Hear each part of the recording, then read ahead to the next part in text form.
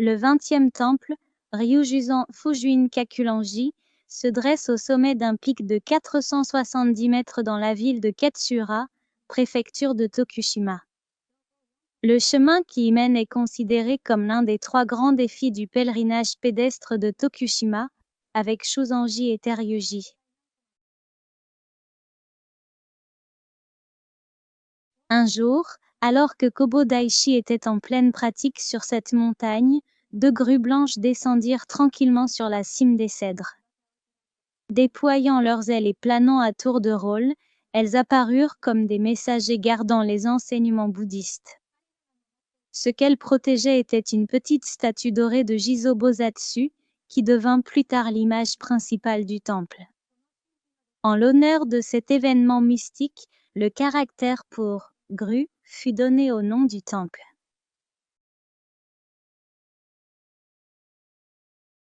Au portail du temple, au lieu des statues de gardiens Nyo habituelles, se trouvent des statues des 4 rois célestes. Attribuées au célèbre sculpteur Inkei, ces figures puissantes, Jikokuten, Komokuten, Zoshotan et Tamontan, sont frappantes par leur présence en tant que protecteurs des 4 directions. Devant le hall principal, une paire de statues de grues blanches, apparaissant dans la légende du temple, se tiennent comme pour garder l'image principale, Jizo Bosatsu. Juste à gauche après avoir passé le portail principal se trouve le hall Daishido, abritant une statue de Kobo Daishi.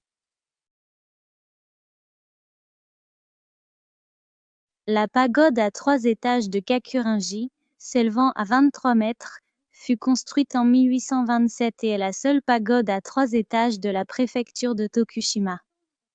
Chaque niveau a été construit dans un style architectural différent, témoignant du savoir-faire raffiné de l'époque.